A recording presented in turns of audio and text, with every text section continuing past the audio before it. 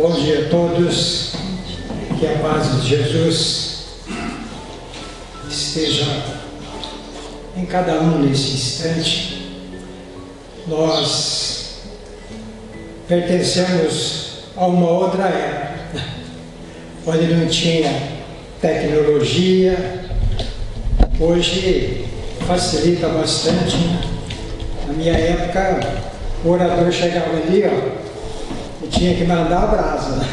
Às vezes nem cola trazia, mas é evolução, né? Então vamos elevar os nossos pensamentos, lembrando sempre a figura extraordinária de Jesus, e rogar a Ele que nos abençoe, nos ilumine, abrindo as nossas mentes para assimilarmos a mensagem desta manhã que o nosso irmão Robson, lá de Arapongas, vem trazer para nós, né? O tema, o reino dos céus.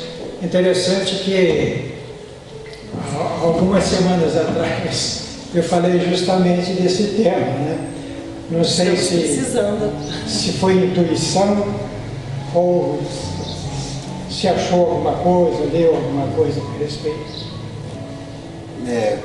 Eu tenho a impressão que é um assunto que vem através da intuição, porque todos nós necessitamos ouvir esse tema.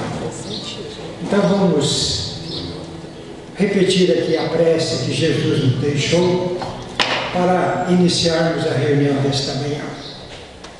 Pai bom e generoso, que estás no céu, santificado seja o teu nome, Senhor.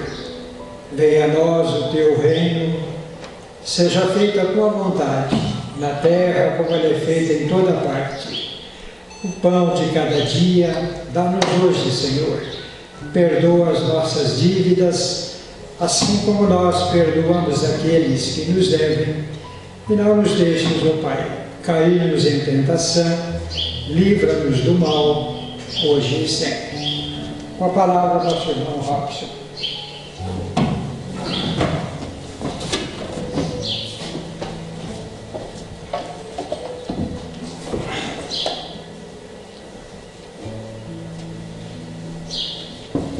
Bom dia a todos. Estamos com uns problemas técnicos aqui, mas já estamos resolvendo. Que a paz de nosso Senhor Jesus, que as vibrações do nosso Mestre possa nos envolver nesta manhã, para que nos dê o suporte necessário, né, do entendimento das palavras que aqui vamos, né, dizer, porque sempre falar, né, dessas leis divinas que Jesus nos ensinou não é algo assim simples, né? Nós temos que sempre estar nos esforçando o máximo para poder assimilar, para poder entender, né, tudo isso que Ele quis nos dizer. E eu trouxe aqui para nós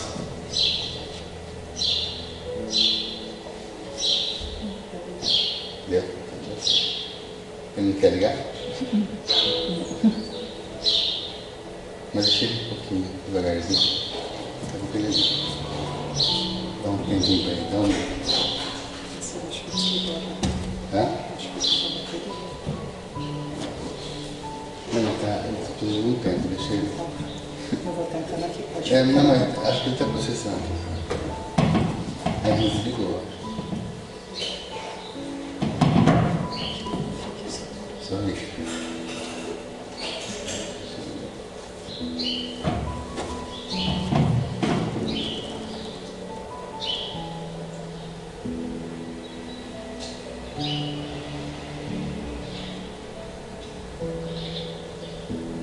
O ruim da tecnologia é isso.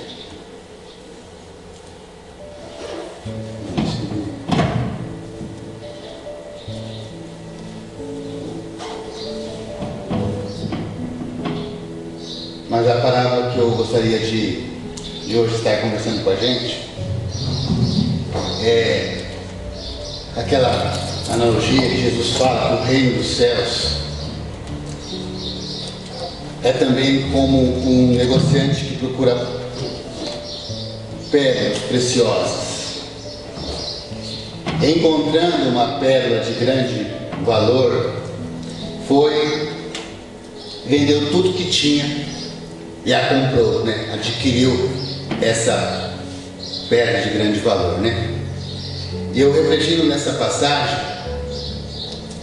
eu demorando meu pensamento ali, e a gente vê que Jesus se compara, né? Esse reino dos céus, e nós sabemos que reino dos céus é esse estado de nossa alma, né? O estado sublimado de nossa alma, que nós vamos construindo, que nós vamos adquirindo através dos valores morais que diariamente, né, nós vamos consubstanciando em nossa alma, né?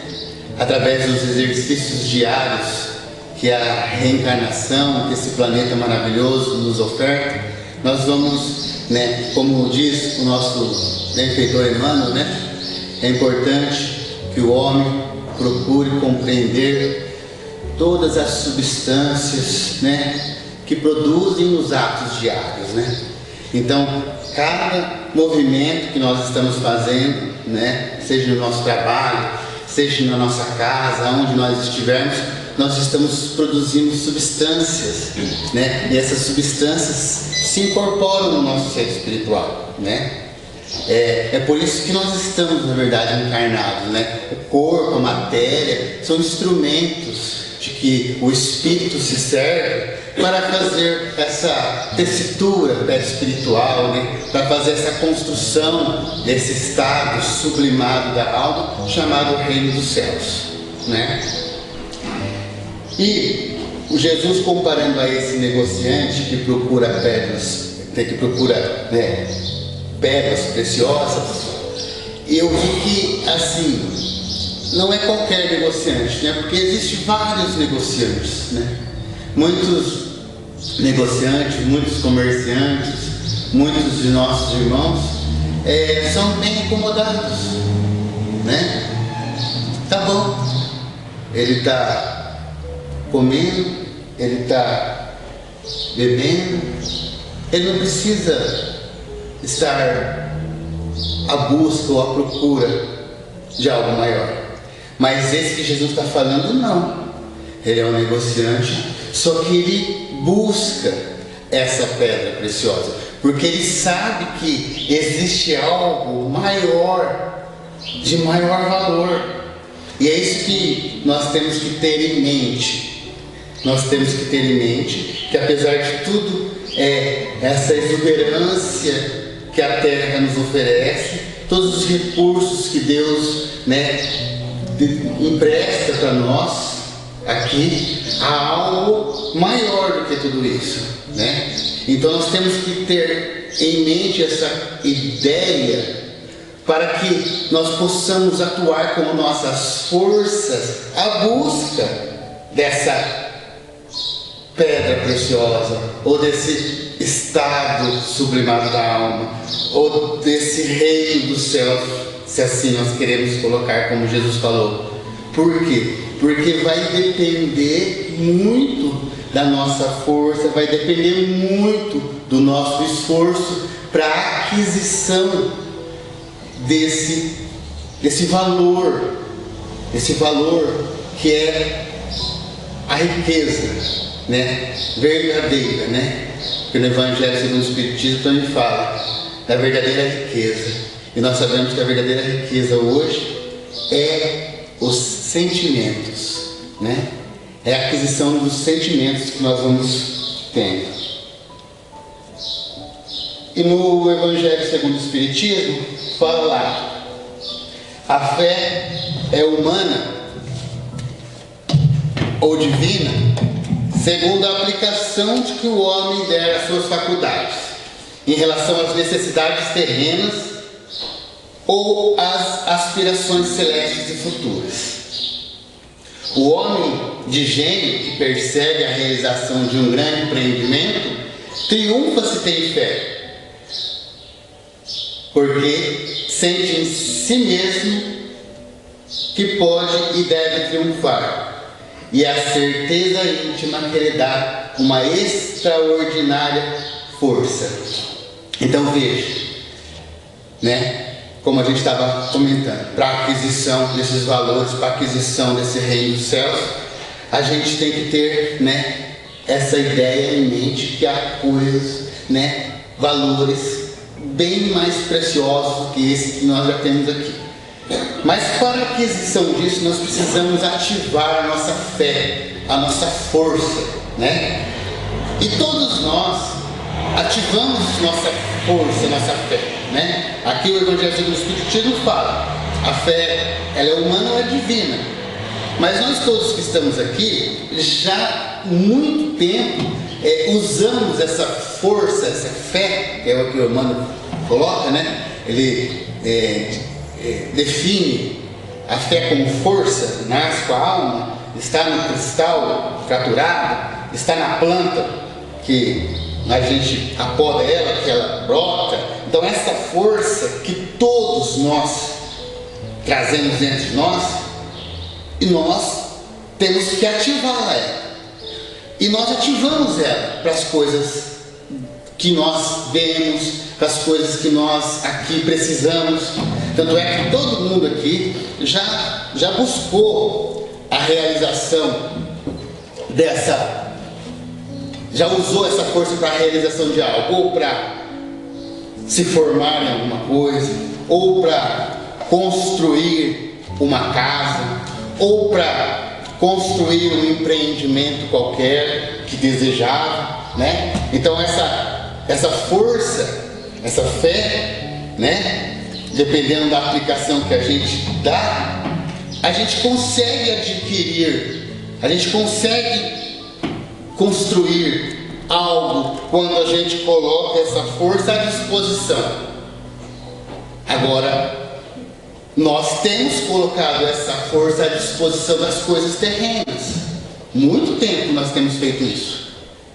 Mas agora Jesus, né, vem nos ensinar, vem nos ajudar, que nós devemos também usar essa potencialidade, essa força que temos em nós para a aquisição, né, desse estado da alma, para a aquisição ou para, né, conquistar essa preciosidade, esse valor maior.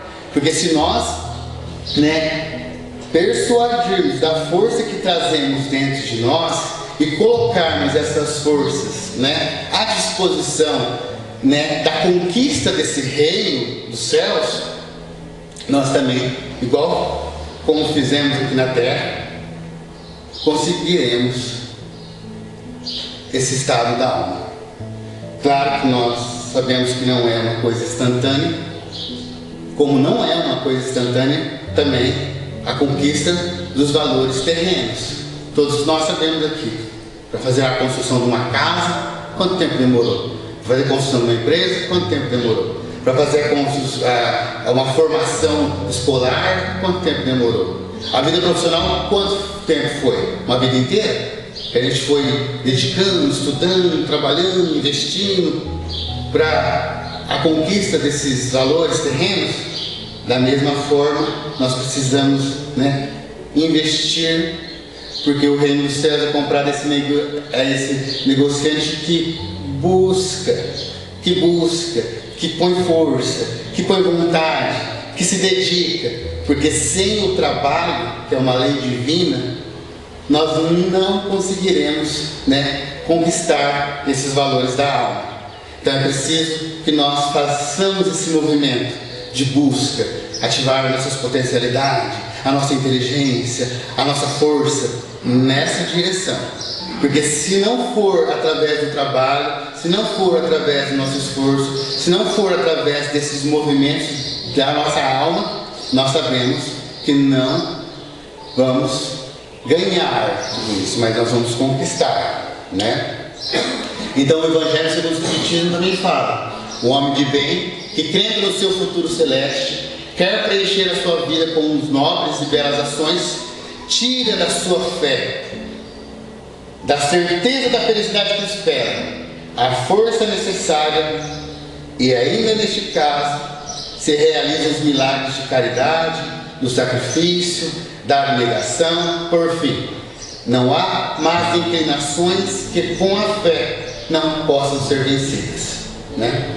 Então muitas vezes a gente fala: eu tenho dificuldade disso, a minha vida está assim, eu não suporto mais determinadas situações. Mas o Evangelho vem falando para nós que é falta da gente nos esforçar, porque também no Livro dos Espíritos, né, onde Kardec pergunta aos benfeitores da humanidade: o homem pode vencer suas más inclinações? Pode. A resposta dada a nós: o que falta é a vontade. Com pouco esforço ele conseguiria vencer as más inclinações, mas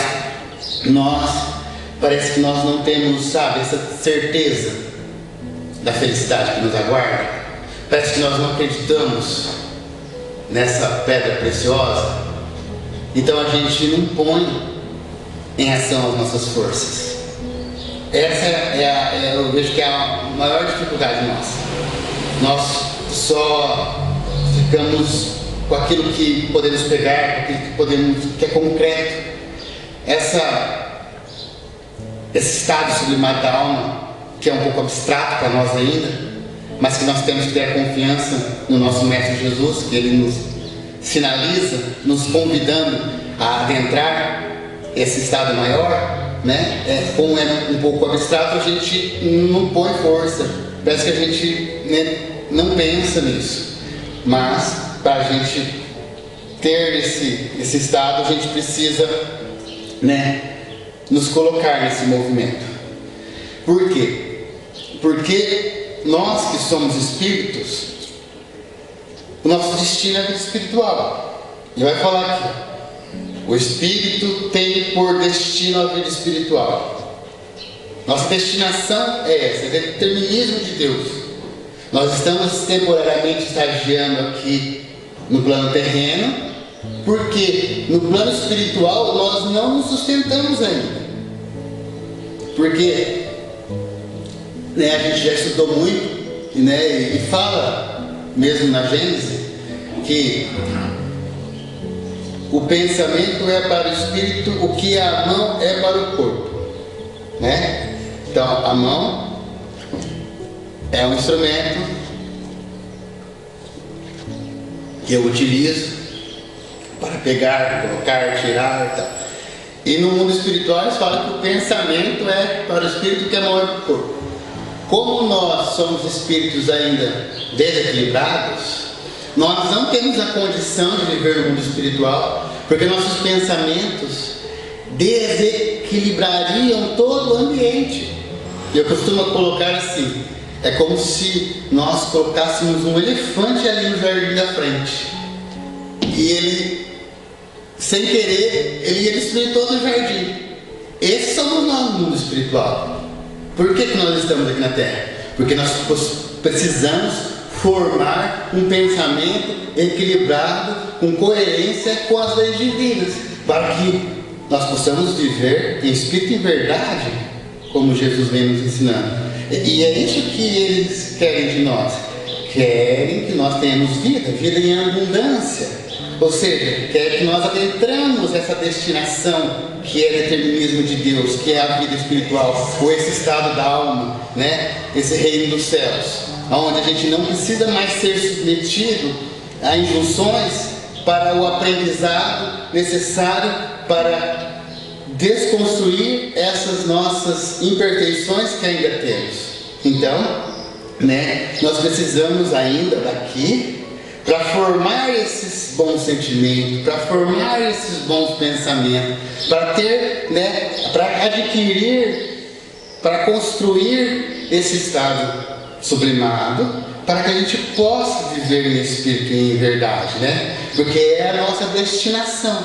Só que enquanto nós não nos preparar, enquanto nós não tivermos uma estrutura para estar nesses mundos espirituais, nós estamos submetidos a reencarnação, né? Então, o espírito tem por destinação a vida espiritual. Nas primeiras fases da sua existência corpórea, somente exigências materiais lhe cumpre satisfazer. Mas nós não estamos na primeira fase da vida corpórea. Nós não somos os espíritos destinados às coisas materiais. E quem vai falar isso para nós é o Santo Agostinho. Que ele vai falar assim: que vos direis, que já não conheçais dos mundos de expiações? Pois que basta considerar a terra que habitais. A superioridade da inteligência num grande número dos seus habitantes indica que ela não é um mundo primitivo, destinado à encarnação de espíritos ainda mal saídos da mão do Criador. E realmente, se nós refletirmos, a gente dá para ter uma noção de que nós não somos realmente um mundo primitivo ou espíritos mal saídos da mão do Criador. Por quê? Porque a inteligência que nós já adquirimos denota que nós não estamos nas primeiras fases, só a busca das coisas materiais. Só que ele ressalta: suas qualidades inatas são a prova de que já viveram e realizaram um certo progresso. Mas também os numerosos vícios a que se inclinam são indícios de uma grande imperfeição moral. Então, é o que nos prende, é o que nos salteia a inteligência, né? Como diz o Emmanuel do Pensamento e Vida, ele fala que na fase primitiva o que ali obstrui é o instinto, né? Na fase primitiva, a ganga do instinto é a manifestação ali dos seres primitivos. E na fase nominal, o que salteia a inteligência é as ilusões, né? As ilusões, por falta de imaginação, como diz o mecanismo da mediunidade, né? A memória, a imaginação ainda nossa muito curta, limitam a volição do homem à simples tendência. E é a fase que nós nos encontramos. Nós estamos limitados. Nós não conseguimos ainda imaginar esse reino dos céus. Nós não temos noção da preciosidade, do valor que Jesus vem nos ensinando. E aí as ilusões do mundo salteiam a nossa inteligência, ou nos prende aqui. E aí, nas sensações, nas ilusões, nós vamos formando esses vícios de todas as ordens, né? E nós estamos viciados numa comida gostosa, viciados nos prazeres, né, que esse mundo nos oferece. Vários tipos de vício, não só os vícios, né, de bebida, os vícios químicos, mas vícios, né, de inúmeras ordens que existem nesse nosso planeta. E isso impede, né, a aquisição ou a conquista desse reino dos céus, né? Mas como nós estamos sendo cuidados por uma providência sábia e previdente, que é Deus nosso Pai, Jesus nosso Mestre, todos nós estamos sendo tratados nas nossas necessidades, para que nós possamos adquirir esse estado de alma. E como é esse tratamento? Esse tratamento que nós estamos recebendo é através da reencarnação, né? Porque nós estamos submetidos a determinadas situações, seja no nosso trabalho, seja no nosso contexto familiar, aonde nos convida a esse movimento da alma, aonde nos convida à aquisição desse sentimento que não possuímos. E é isso que nós temos que abrir os nossos olhos, né? Porque nós estamos sendo tratados. Eu costumo dizer que, né, nós todos estamos doentes, mas nós estamos sendo tratados pela providência divina. Como é esse tratamento? Esse tratamento está na família onde eu estou submetido. Ali é o meu remédio. O trabalho que eu estou desempenhando, ali é o meu remédio. As circunstâncias da vida que me cercam, ali é o meu remédio. Para quê? Para que eu possa modificar esses pensamentos cristalizados que eu trago de outrora.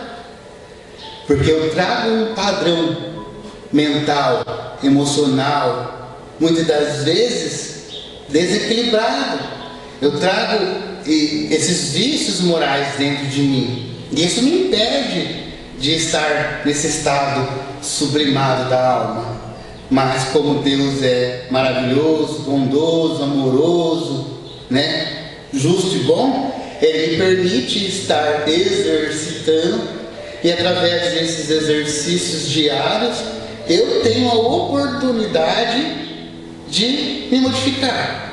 Eu tenho a oportunidade de tirar essas imperfeições. Eu tenho a oportunidade de fazer uma nova construção. Eu tenho a oportunidade de fazer uma nova textura na minha malha pele espiritual. Mas se eu tenho a visão da vida celeste, se eu tenho a visão da vida futura, se eu não tiver essa visão da vida futura, eu acho que a minha vida é muito ruim. Eu acho que, como a gente costuma falar, né, eu estou pagando, a gente não está pagando nada. A gente não está pagando nada, a gente está se reeducando, a gente está sendo tratado. Eu tenho dificuldade. Não tenho dificuldade. Eu tenho a necessidade de modificar esse jeito que eu sou. E aquela pessoa na minha vida, ela me oportuniza essa chance. Só que, como é difícil para mim mudar o padrão que eu trago, eu prefiro fugir da situação. Prefiro fugir do meu irmão, prefiro fugir da minha mãe, eu prefiro fugir daquele meu trabalho difícil. Então, por quê? Porque eu tenho a visão só da terra. Agora, quando eu começar a largar meu pensamento dessa vida celestial e começar a procurar essa pedra preciosa que está dentro de mim, que é esse estado sublimado da alma, eu vou passar a não perder as oportunidades. Então vai aparecer a situação na minha frente e eu vou prestar atenção e eu vou deixar que Deus, né, nosso Pai, me opere, que Ele arranque de mim essas necessidades que eu tenho. Porque o outro é o nosso caminho para Deus. Porque o outro nos convida a nos modificar. O outro nos convida a perdoar. O outro nos convida a compreender. O outro é o instrumento de que eu se sirvo para operar alterações no meu ser espiritual. Não consigo fazer isso sozinho, né? E nós temos ficado equivocados. E aqui eu trouxe também, para a gente ter uma ideia legal disso tudo que eu estou falando, que chama assim, está na Revista Espírita, no ano 5º, dezembro de 1862, chama A Cabana e o Salão, né? E é uma história onde um professor de piano vai contar da experiência que ele teve junto da sua aluna e da situação que aconteceu com ele. E isso vai servir muito para nós, para entendermos, né, aonde nós temos que trabalhar. E ele fala assim: sou professor de piano. Tempos atrás, indo à casa de uma de minhas alunas, oriunda de família de alta sociedade, entrei casualmente nos aposentos destinados ao porteiro. Uma senhora com os punhos nos quadris, de físico e moral recomendáveis, ocupava um recanto. Repreendia o comportamento da filha, menina de uns 15 anos, cuja maneira como se tratava de modo admirável com a mãe. Que fez, senhora Justina? Perguntei para excitar a tal ponto a vossa cólera, né? O que fez, senhora Justina? O nosso irmão perguntou. Não me faleis disso, Senhor. esta sirigaita não se dá conta dos seus ares de duquesa. Não gosta de lavar louça. Acha que lhe estraga as mãos, que cheira mal. Logo ela, que foi criada com as vacas na casa do avô, tem medo de sujar as unhas, precisa de perfume para o lenço. Olha o perfume que eu te darei. Nisso, uma vigorosa bofetada lhe fez recuar. Ah, Senhor, é preciso corrigir as crianças quando imaturas. Jamais estraguei as minhas. Todos os meus filhos são bons operários, e é preciso que esta lambisgoia pretensiosa perca os seus ares de grande dama. Depois de haver dado alguns conselhos de serenidade,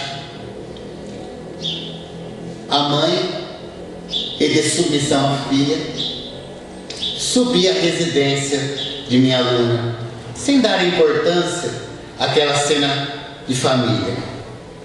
Lá, por singular coincidência, vi a contrapartida. A mãe, mulher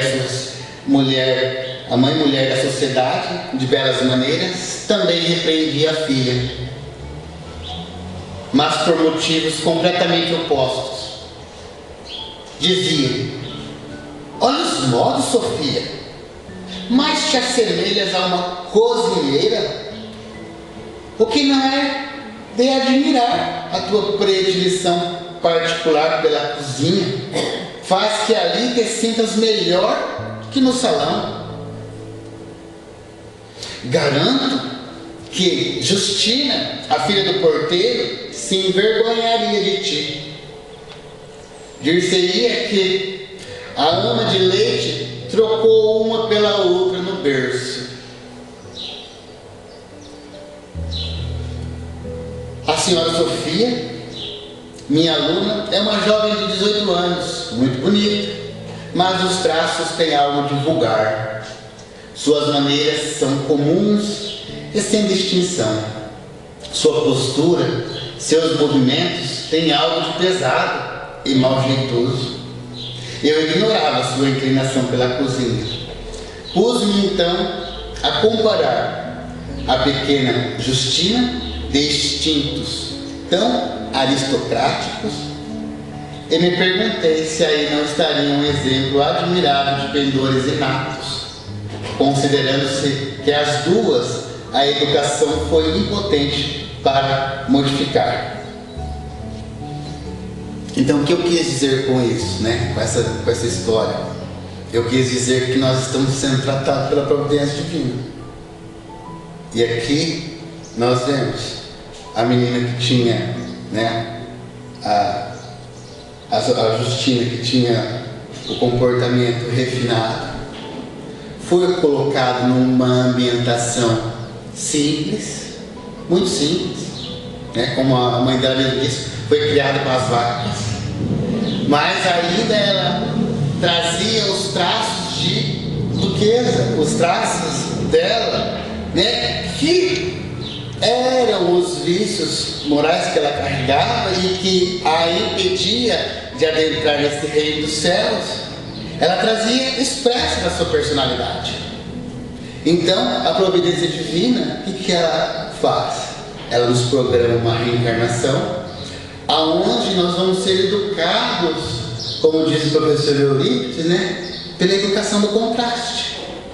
Então ela vai estar lá com todo aquele ar que ela adquiriu em determinada existência, mas ela vai ser colocada numa ambientação simples, rústica, para que ela possa fazer o quê? Fazer operações no seu perispírito, fazer construções de valores que ela não possuía. E o que a gente faz, muitas das vezes? Nós todos aceitamos a vida que Deus, que a providência divina nos presenteou. Mas se a gente começar a colocar um olhar no espírito, nós não vamos falar que isso é uma dificuldade. nós vamos ver que essa é uma necessidade que eu tenho, como a outra. Nossa querida irmã Sofia, ela tinha muita simplicidade, até rudeza nos seus traços, mas precisa de um equilíbrio, tudo precisa de equilíbrio. Então ela precisava de uma ambientação de que ela foi posta um pouco mais refinada, para ela ter um equilíbrio também. Não aos extremos, mas um equilíbrio, para que ela pudesse ali, né, avançar na sua trajetória evolutiva e conquistar esse estado sublimado da alma. Então é o que está acontecendo com todos nós. Todos nós estamos aqui na Terra, submetidos a um planejamento divino, aonde estamos sendo, eu costumo falar também, o processo de fisioterapia. Nós estamos fazendo um processo de fisioterapia, onde eles vão lentamente nos modificando em cada existência, em cada reencarnação. E quando nós sabemos aproveitar tudo isso, a gente tem mais êxito, a gente avança mais em direção a tanta e tão desejada paz que nós queremos. Por quê? Por que sofremos? Diz o Livro dos Espíritos. Porque nos afastamos das leis divinas, né? E por que nos afastamos das leis divinas? Pelas ilusões da vida, por nós não ter coerência com a lei. Mas se nós prestarmos atenção, então aquele marido é difícil, aquele esposo, né? Mulher, marido, criança, filho, ali eles são os instrumentos necessários de que eu preciso para operar em mim, né, alterações. Sem essa ambientação, sem esses exercícios, eu não conquisto esse reino dos céus. E diz que é preciso deixar tudo, né? Quando na parábola o negociante encontra a pedra de maior valor, ele deixa tudo e vai em busca dela. E nós também precisamos deixar tudo o que não é de ordem divina que está em nós. Nosso egoísmo, as nossas irritações, os nossos desequilíbrios. Então nós precisamos deixar tudo isso para lá, para conquistar esse reino dos céus. Só que isso nós vamos conquistando diariamente, no exercício de cada dia, né? Que vai desenvolvendo nossa inteligência e que nós temos que desenvolver nossos sentimentos. Mas muitas das vezes nós estamos, né, correndo disso, né?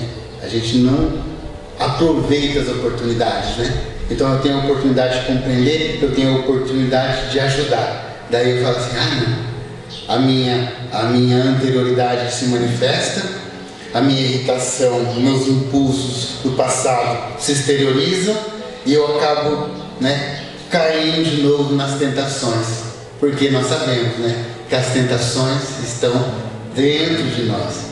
Como disse Jesus, né, não há nada no exterior do homem que entrando nele torne impuro, mas tudo que há no interior do homem, isso o torna impuro. Então, o que nos está nos tornando impuros são as nossas construções, né, fora das leis divinas, as nossas emoções corrompidas, as nossas dificuldades que precisam ser alteradas, que precisam ser, né, deixadas para que a gente possa conquistar esse reino de Deus, né, esse estado da alma. Então era essa mensagem que eu gostaria de trazer para nós, que a gente possa abrir os olhos nas nossas atividades diárias, principalmente nos nossos relacionamentos, porque é ali que nós vamos adquirir o sentimento, é ali que nós vamos adquirir os valores do Espírito, é nessa hora que nós estamos relacionando com alguém. Então não podemos perder a oportunidade, e se nós investirmos, né, nessas situações, nessas oportunidades, visando a vida celeste, a vida futura, não tem outro resultado a não ser a conquista desse reino do céu, desse estado da alma. Mas nós temos que trabalhar, que é, né, o que Jesus, a espiritualidade, os nossos amigos vêm nos dizendo. E tudo que está sendo ofertado para nós aqui na Terra é instrumento para nós fazer essas operações. Então, não vamos perder as oportunidades que nos aparecem diariamente. E vamos acreditar no que Jesus está nos dizendo há muito, muito tempo. Muito obrigado pela paciência de vocês.